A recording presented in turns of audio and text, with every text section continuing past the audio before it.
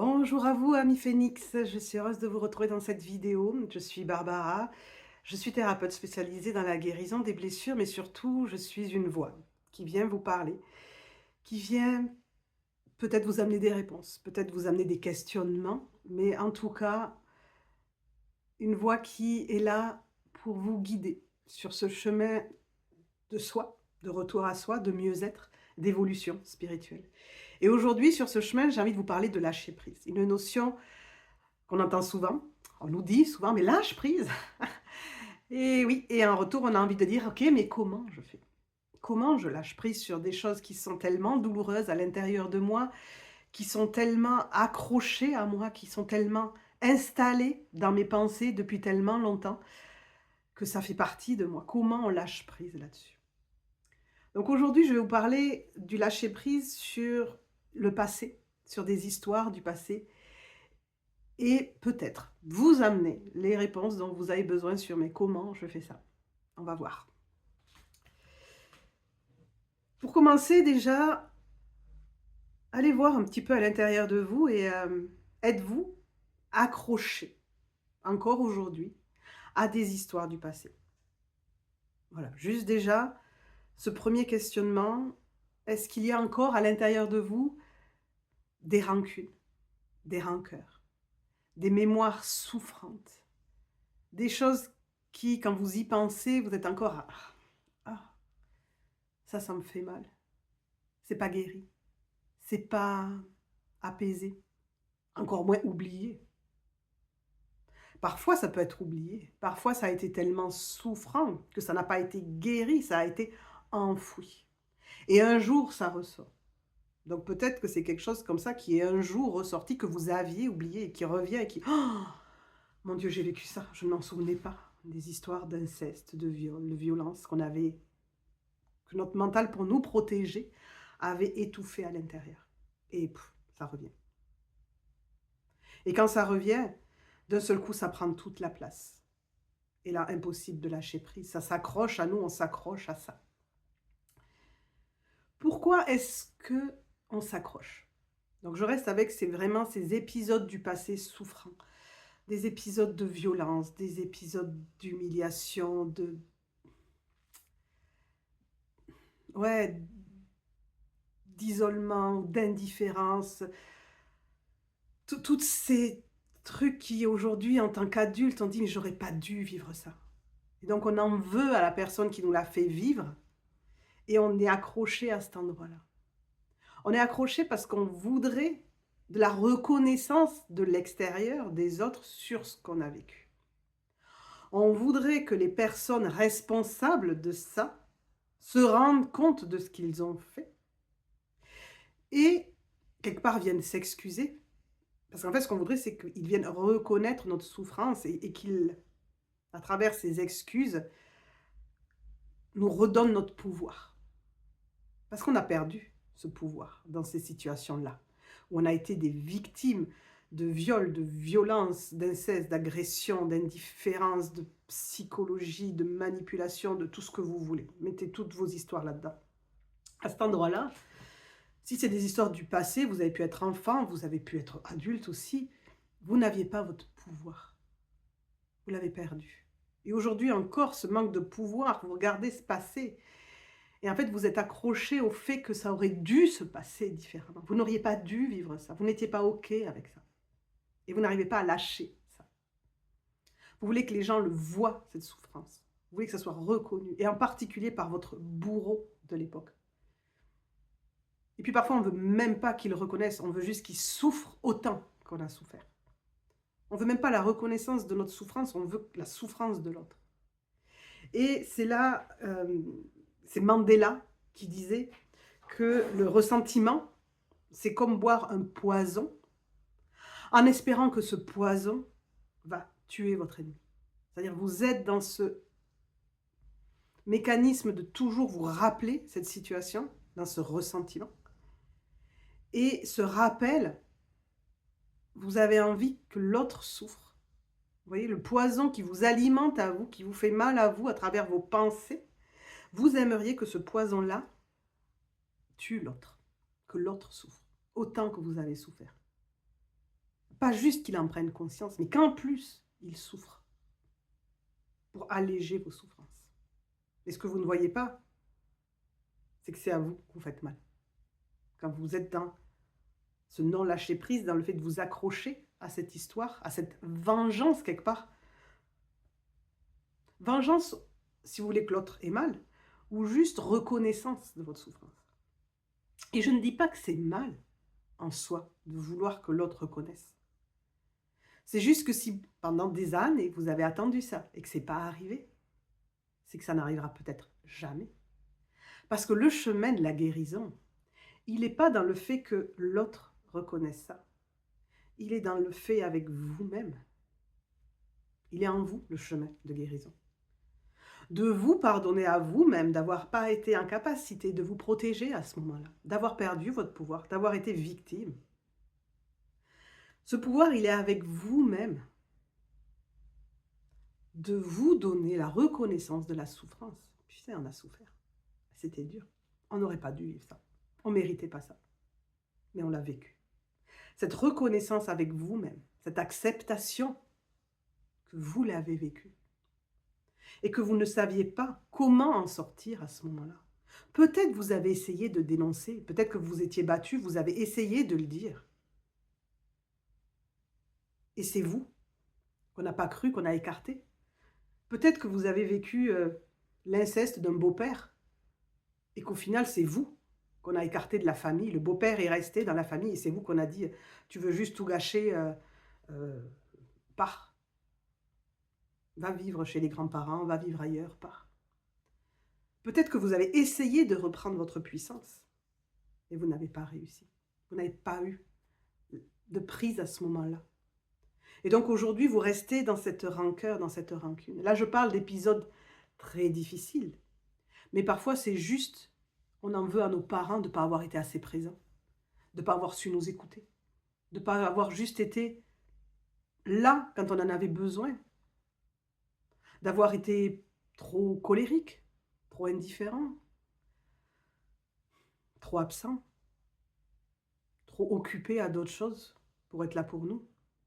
Et ça aussi, c'est souffrant. Pas forcément besoin d'avoir eu des violences physiques pour vivre en soi cette douleur qui reste, cette rancœur, cette rancune qui reste à l'intérieur et qui tourne en boucle et qui nous empoisonne de l'intérieur. Pas besoin d'avoir eu des histoires. Et d'ailleurs, c'est ça qui parfois peut être compliqué pour certaines personnes, c'est qu'elles pensent que leur souffrance n'est pas légitime parce que d'autres ont plus souffert qu'eux. Donc, elles vivent cette rancœur, mais en plus, elles essayent de l'étouffer en disant « mais c'est pas assez important pour que ça mérite cette place-là, et pourtant elle est là. » C'est juste que votre âme n'avait pas besoin du même niveau de souffrance pour souffrir. Il y a des âmes qui étaient très endurantes, dures à la souffrance, et qui donc ont eu besoin d'avoir des parcours très douloureux, avec de la violence physique, avec des abus, pour vraiment sentir cette souffrance, parce que juste un peu d'indifférence, ça ne les aurait pas affectés. Alors que d'autres âmes n'avaient pas besoin d'énormément de violence physique pour connecter à cette souffrance intérieure de ne pas être aimé comme on nous voudrait être aimé. Et donc d'en vouloir à nos parents. Une des premières étapes de guérison, c'est de reconnaître que vous en avez voulu à vos parents, à vos proches. De ne pas vous avoir aimé comme vous l'auriez aimé. Le but, ce n'est pas d'aller leur dire. Ce n'est pas forcément d'aller chercher cette reconnaissance qui vous dise « oui, je t'ai mal aimé ». Non. C'est en vous.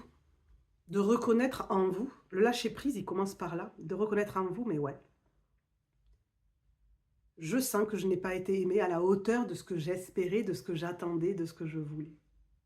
Ok. Est-ce que je peux refaire le passé? La clé, elle est là. Est-ce que je reste accrochée à l'espoir que le passé soit différent? Parce que dans votre tête, quand vous êtes toujours accroché à vous refaire toujours le passé, vous n'acceptez pas le passé tel qu'il s'est déroulé. Et donc vous aimeriez qu'il soit différent. Et si mes parents avaient, et si je n'avais pas, et si, le passé est passé.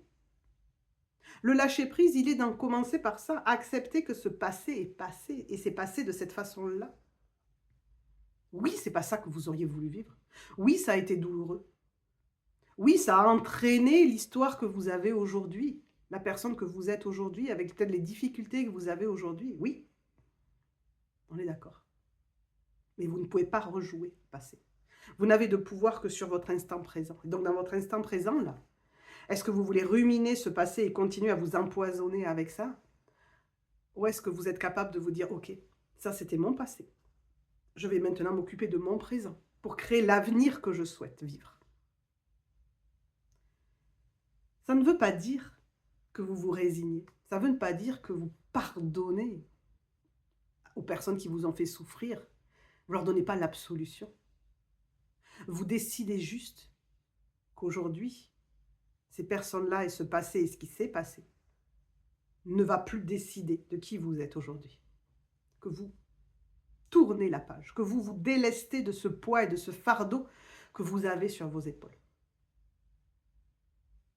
Vous arrêtez de donner ce pouvoir à ce passé et à ces personnes-là qui vous ont fait souffrir. Vous dites: «OK, mon âme avait peut-être besoin juste de vivre ça pour aujourd'hui pouvoir devenir la personne que je dois devenir». Et donc quelque part de dire gratitude. Merci à ces âmes qui se sont incarnées en tant que mes parents ou d'autres proches qui ont peut-être été mes bourreaux. Merci à ces âmes-là d'avoir quelque part signé ce contrat avec moi, de me faire vivre ça, parce que c'est ce que mon âme avait décidé. Ce que je vous partage là n'est pas forcément facile à entendre, mais c'est ce qu'on appelle la responsabilité. Nous sommes responsables de nos vies, dans le sens où nous sommes créateurs de nos vies. Nous manifestons dans nos vies ce dont nous avons besoin, et quelque part nous manifestons ce que nous avions prévu au moment de nous incarner. Nous avons tracé un petit peu le chemin avec les grandes lignes de ce que nous allions vivre, et donc des souffrances que nous allions affronter.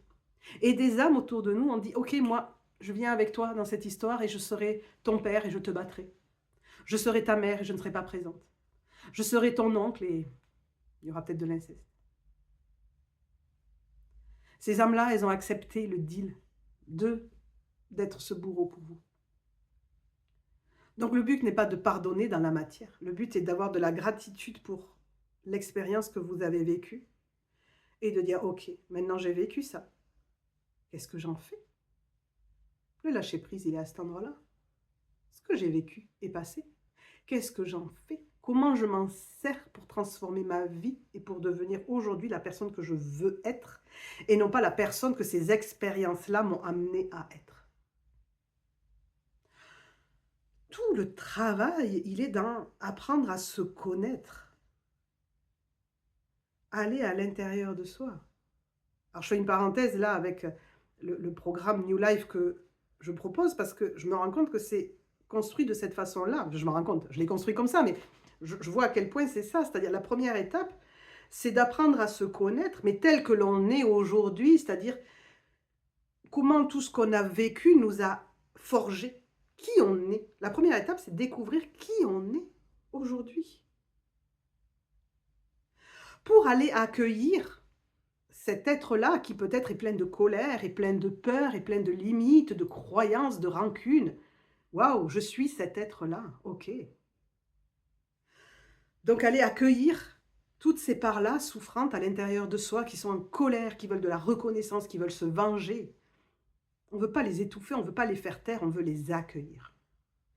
Pour pouvoir, une fois qu'elles sont apaisées par l'accueil que nous-mêmes on se donne à nous-mêmes, pour pouvoir aller voir derrière, OK, et bien maintenant, qui je veux être? Qui je veux être? Une fois que j'ai apaisé tout ça. Et pouvoir ainsi construire son futur en allant vers ses besoins véritables. Moi, j'étais quelqu'un qui était énormément en colère. J'ai pas vécu un passé difficile au niveau de la souffrance, de la violence et tout ça. Mais malgré tout, j'étais quelqu'un qui était en colère. J'en voulais à la terre entière, les humains. Hein. Non, j'aimais pas les humains. Mais parce que je m'aimais pas moi-même.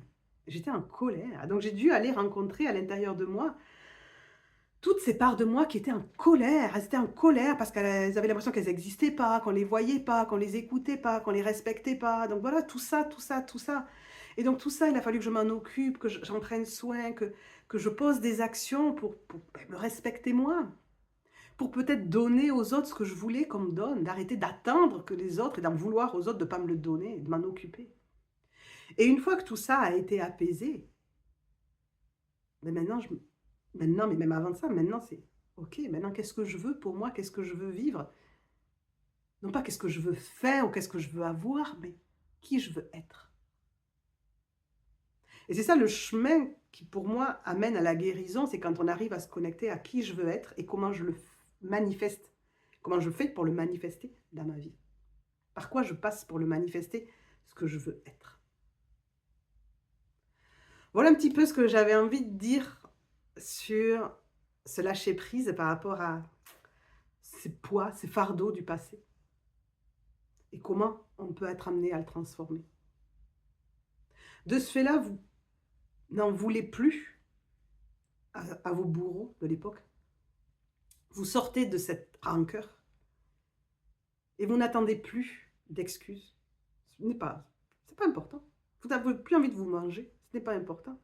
Parce qu'en plus, vous savez que déjà, eux ont choisi ça parce qu'eux avaient à le vivre et vous aussi. Donc peut-être que déjà, à l'intérieur d'eux, ils sont eux-mêmes dans leur propre fardeau d'avoir fait ça. Vous n'en savez rien, vous n'êtes pas à l'intérieur d'eux. Et ensuite, vous savez que la vie vous amène ce qui est nécessaire. Et que si eux doivent s'auto-punir de ça dans leur vie, le karma est là pour ça. Le karma, c'est ce qu'on attire quand on ne veut pas apprendre les leçons. Et quand on apprend les leçons, ben le karma est positif. La vie vous amène les bienfaits dont vous avez besoin. Je sais que c'est une notion qui n'est pas évidente. On en reparle régulièrement de ce lâcher-prise, cette acceptation, qui est vraiment quelque chose de primordial dans notre évolution. Donc voilà, c'était la petite vidéo que je voulais faire aujourd'hui. Je vous remercie de votre écoute et je vous dis à très bientôt. Bye bye les phénix.